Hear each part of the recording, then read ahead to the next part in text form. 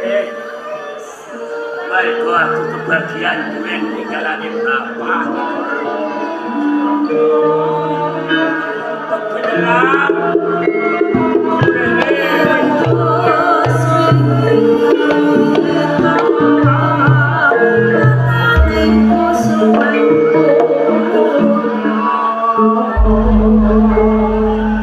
Begitu aku tak temeh nunggu di duren. Ketoke kok sak sareng durene wis tuwa-tuwa. Ngene aja ana duren tiba. Ya iku dadi rezekine momok. Momok. Melu ndonga muga-muga bengi iki durene gelem tiba. Durene koyate kaya ngono. Kocok urung wayahe tiba duren kae. Sabar.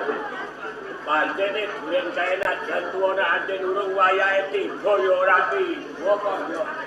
Santenane. Nek menawa siji loro syukur kok entuk telu wis kena kanggo nyambung urip.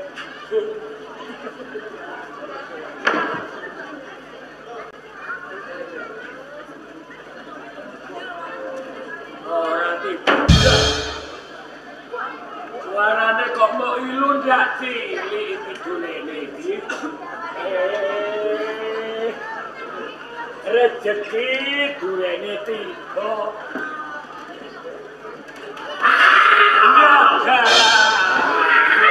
Ya jalan.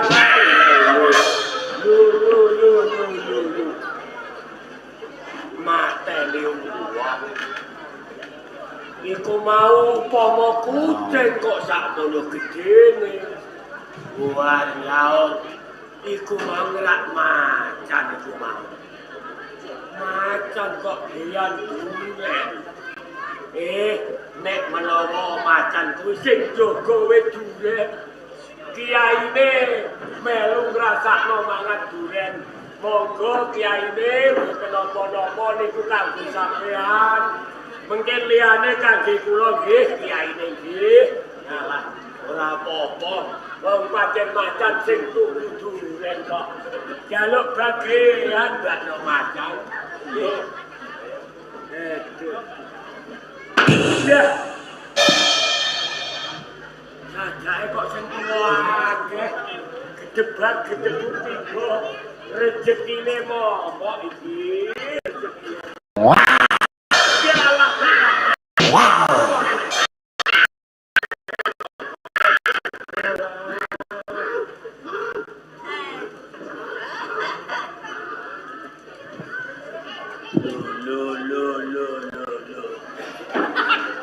Nak ngene iki ora gathuk. Duren tiba tak jupuk macan teko. Ya ngene iki engko sungi puput rak ngene aku ora uman duren iki. Jebule iki ora macan sing tunggu duren iki. Macan kok nakal.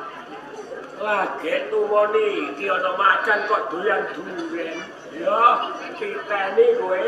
Janji ana duren tiba kok kowe tekon neh. Titeni macan kok nakal macan iki. Iki.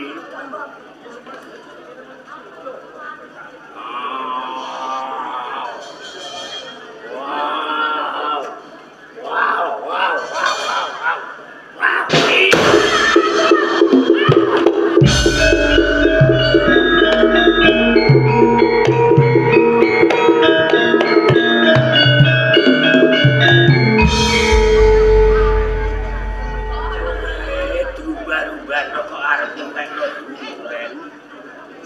Sing duwe bagian duren aku saben duren tiba kok mbok gawa kowe. Ya kenaken kowe. Nek kowe wis tak tawok kowe mati, iso-iso nganti esuk keranjangku kebek. Alah. Lumayan ora ketang loro ora kepangan. Ning bakale nganti esuk keranjang kebek momok mesti do seneng karo mboke.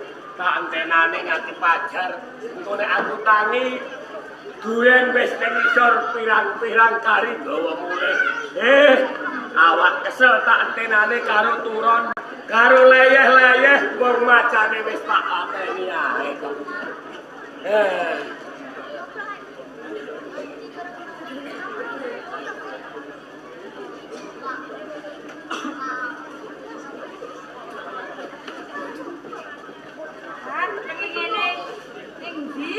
Belanjung kan iki malah ngene iki ndi bojoku lho iki sapa lho Saridin malah keturun ning kene sisi iki sapa macan lho macan sikile kok lho sik sapa iki?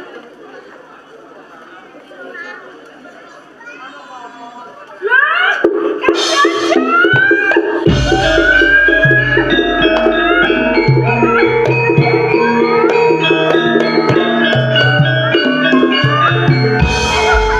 kan iki bojoku lan belanja Pak Lurah. Wayang. Keber-keber iki ya cah wayahe. Berak, belok. Iki bojoku lan iki Pak Lurah kan Banjung. Piye? Kan Banjung iki. Bojomu kenapa? Ditawa iki ketiangan anak iki. Loh, kenapa Pak? Branjok mati. Biasanya ora tau mati. Tempo iki. Iki. Wong peteng dedet ketek ya sampeyan lah. Yan. Branjok nang mboten iki. Sino iki? Oh. Bento. Lah mboten ketinggal iku malah obong iki. Lah mboten ketinggal lho. Ngapuntenipun. Yan. Dawuh. Matine Branjung nggih nyujanake. Ngoten nggih. Teteane wayute glodol. Nggih, getihe lho. Mun ngetos eten getihe. Nah, kaya ditawa wong. Leres matine Branjung rasep gae. Nggih, stiyane sing tumindak culika. Tegese ana sing mateni. Matuk kula. Lah, nggih, iya ta? Nggih, cocok.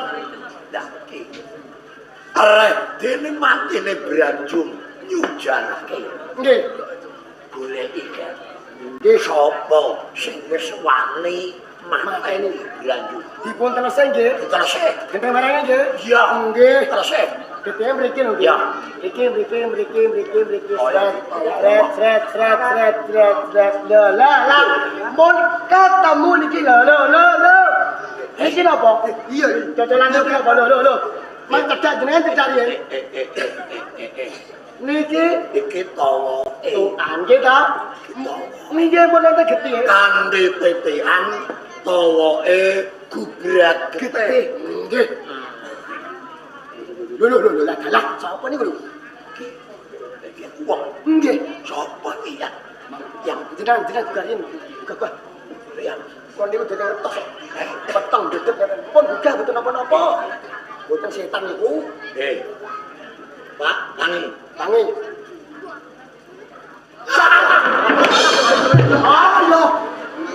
Iya. Sampai nih mriki sampai mriku sekarat. Mang balene melih turu digugah.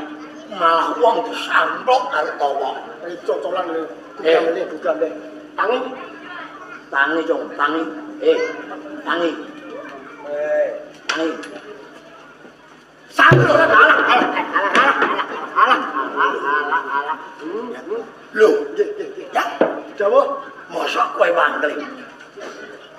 Capa-capa di mboten tahu. Mosok kowe mangling. Nggih mboten no. Lho iki. Rak. Paiden iki.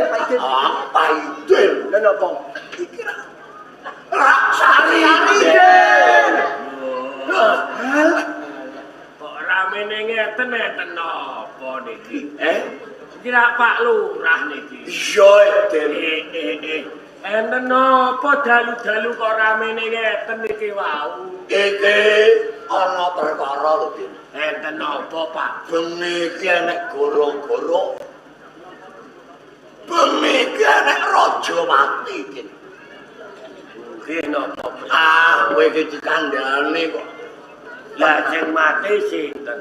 Sing mati ora ana liya ipemu Branjung mati. Lho. Kang Branjung mati. Iya.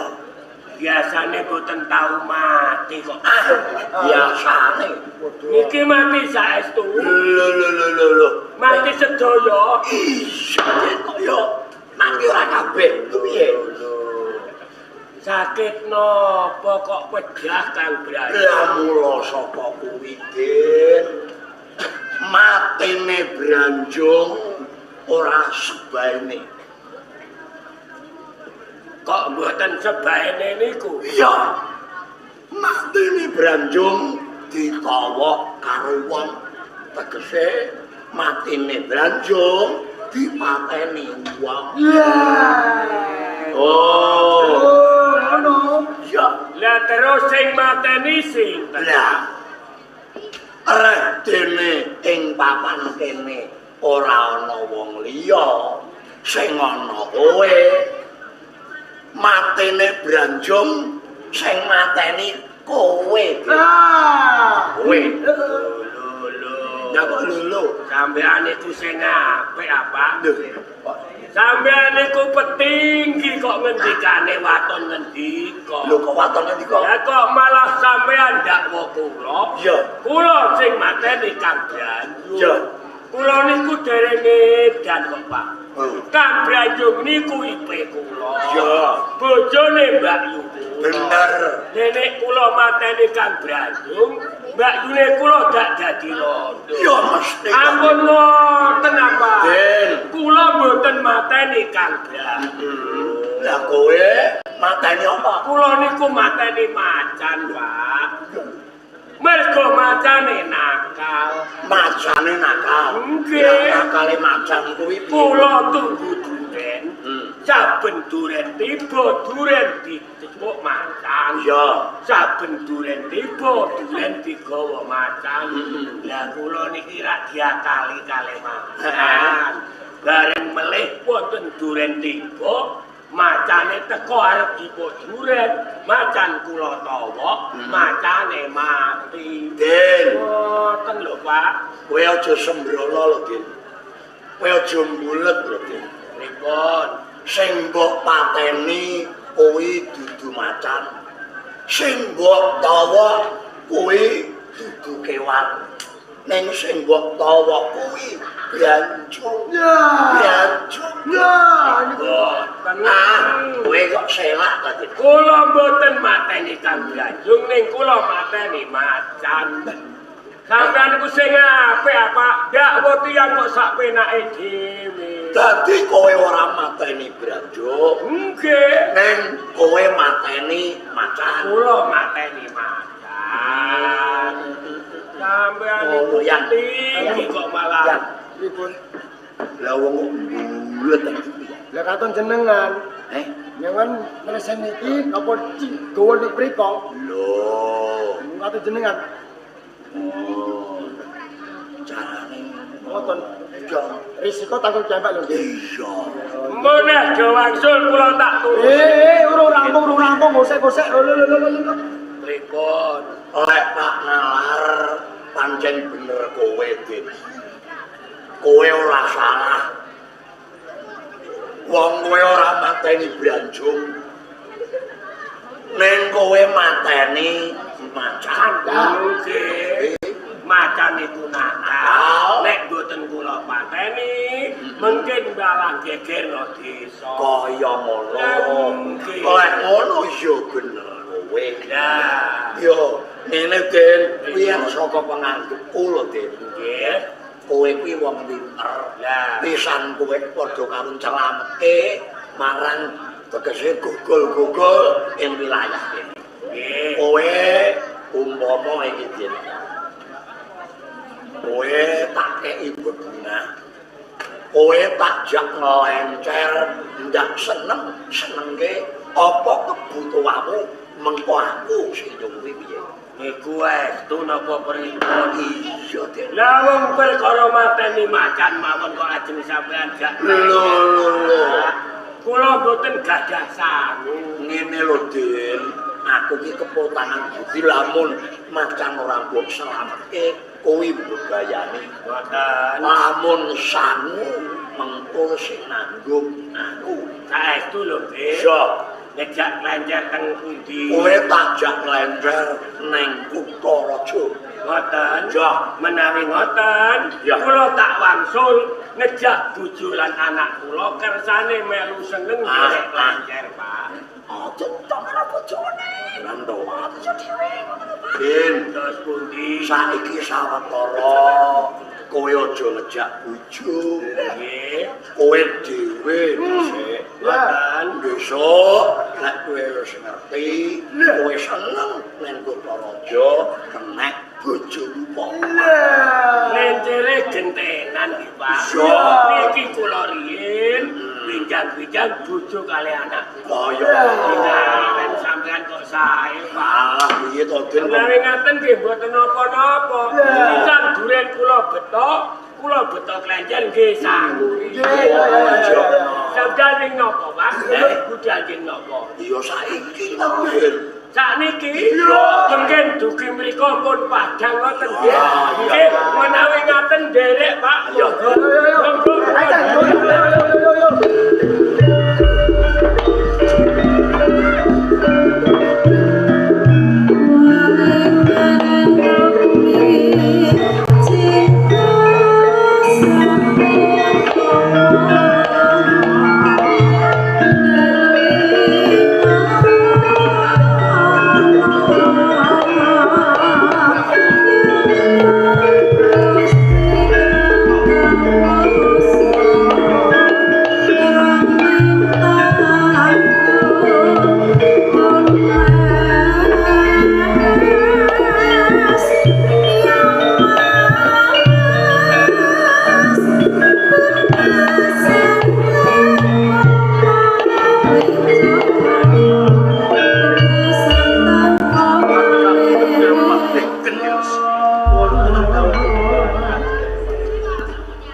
Sakwise satatungku kepriye Purwowadyasana nalika sliramu tak perintah kang supaya mberat memalaning praja Kabupaten Pati kang dituwuhke dening para brandal kang rempon ana ing Gunung Patiayam. Kepareng matur lepat suwun muring samudra Pamsi. Kanjeng Adipati sampun kula tindakaken menapa ingkang dados dawuh pangandika panjenengan. Kula sampun dumugi wonten ing Gunung Patiayam saengga saged pinanggih kalian tetuangganing brandal ingkang nami Gajah Manggala. Sak banjure Ning wus manten sak sampunipun kula mutaken piyambakipun saya mbacut kepengin wisak kawibawan wonten ing Kadipaten Pati kepeksa. Kula ginakaken panguwas ingkang sampun panjenengan pasrahaken dhateng kula. bener Tuwuh campuing perang ning emanipun prajurit saking Kadipaten Pati kepeksa kula nderaken saking Satria Narandura Jalaran boten puwa nanggulangi kridaning para brandal ingkang mapan wonten Gunung Patiayam. catane prajurit Pati kalah musuh lan para brandal.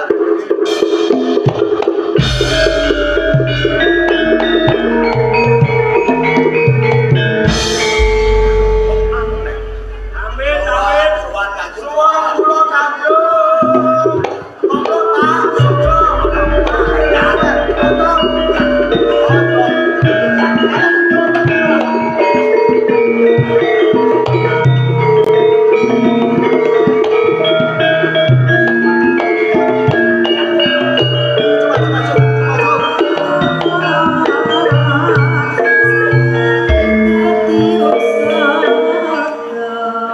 Baik, niki pun dugi ta, Den. Den, ora pareng kaya ngono kuwi Kelenjar niku jare seneng kok malah kesel nganggur. Lho kok kesel piye? Laku mboten tutup-tutup. Ngono. Pun dugi. Wis teko.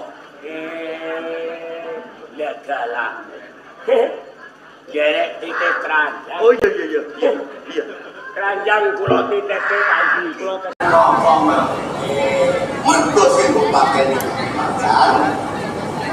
Ayo ta, gue tak pateni kayak nek kowe tetep salah. Opo dasare bupati mangan nang diko ya tok kesalahan. Macan kuwi uga titahe Gusti.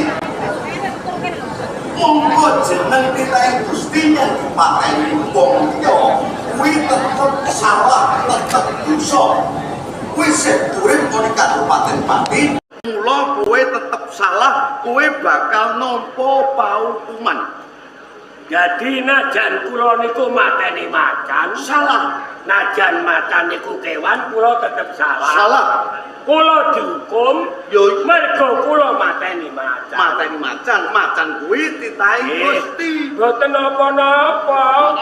Kula dihukum nggih purun, ning sampeyan ya kudu adil. Apa kurang Nek adil? kula dihukum mergo kula mateni macan, model sak pati nggih sampeyan hukum kabeh. Kok malah ngawur nggon matur? Nggih. Kok model supaya tak patrapi paukuman njur apa salah model? Mergo model niku kulino nyembelih pitik. Model mateni pitik. Pitik kali macan niku rak padha-padha kewan. Lah nek kula mateni macan dihukum, model nyembelih pitik ya kudu dihukum. Wis sampeyan iki bupati kok malah goblok. Tenang. Jauh. Golekno puyer cap 38 reh. Sirahku mumet pikir perkara saride. Nggih kula niku matur napa wontenipun Kanjeng. Nek pancene kepengin adil ki adil tenan. Boten kula. Iya. Model apa sebabe kok mateni ana pitik, ana wedhus, ana kebo, ana sapi. Mergo kuwi wis wajibane. Tur meneh ngene ya. Upama kowe nganggo pawatan kang kaya ngono ora kleru. Bener. Aku kudu adil. Yen to Sariden mateni macan tak hukum, Moden sak Kabupaten Pati uga kudu tak hukum. Padha-padha mateni niku malah Moden niku apik kula. Lho, kok iso dasar? Moden nyembelih pitik dadi sembelih digoreng dipangan. Nggih to. Mung butuhe dipangan. Ning nek kula mateni macan, wong sak desa aman. Aman. Mergo macan iku nakal, medeni cah cilik-cilik, macan doyan-doyan. Nek macane mati aman. Iya bener kowe. Macan minangka ama tanduran sing rugekke wong desa-desa. Mergo macan kok doyan duren. Nggih. Ngono ya Sariden tak anggap ora salah. Malah duwe lelabuhan tumrap Kabupaten Pati. Lah nek niku nembe bener. Ngono to. Atur. Mergo Sariden wis bisa brasta ama kang gawe kapitunane wong-wong desa, utamane wong Kabupaten Pati, mula ing kene Bupati Pati Adipati Mangunoneng bakal paring ganjaran marang Sariden. Kula mboten nyuwun ganjaran, ning nek diwenehi nggih kula purun. Aku sing matur nuwun, aku minangka pengayuman aja nganti nutup netra wisuh asta yen tono kawulane sing duweni lelabuhan. Boten nggih Gatot. Ini. Nggih ha.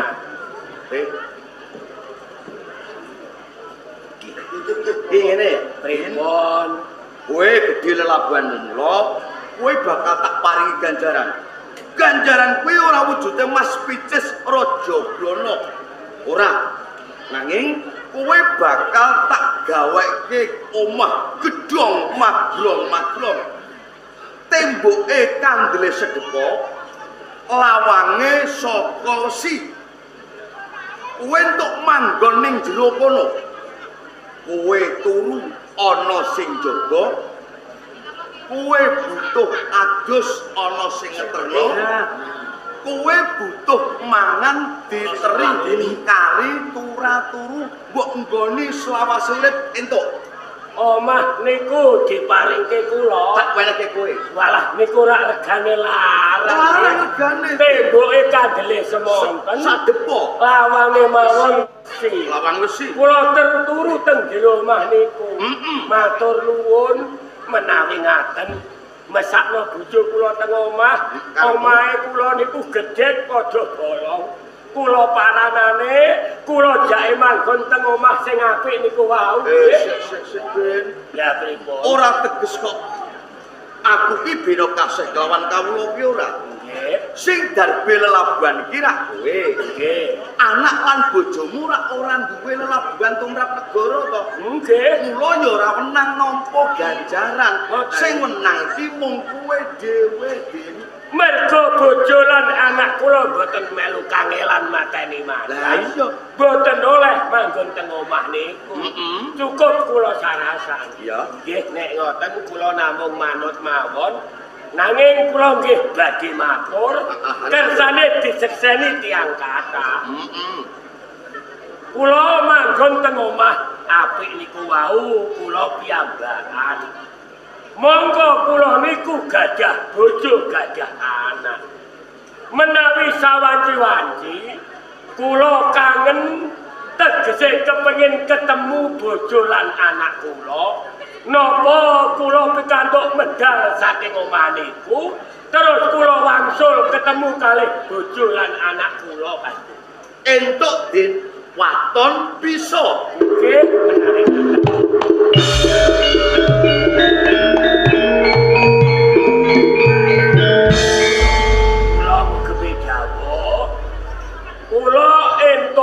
wangsul ketemu bojo lan anak kula nek kula iso. Yen kowe bisa entuk. Ngaten. Ya. Nggih nek ngoten. Yen ngono, wiwit dina iki omah gedung magrong kae nggone. Prajurit. Yo. Baiki, matur nuwun Pak. Sampeyan ngejak kula mriki kula duwe omah apik. Ngono Jum. Sapa selamat. Sampeyan dadi rondo mboten napa-napa wong tesih ayu mawon. Kula tak manggon teng omah anyar, tulung mungkin bojo kula sampean kabari nggih yo. Monggo yo. Kula diderek matur matur. Pati kursi lan kowe tak. Wis rampung. Yen ora nganggo cara ini semoro.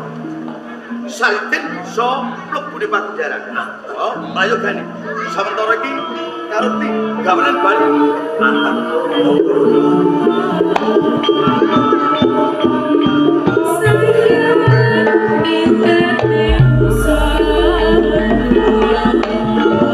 Saya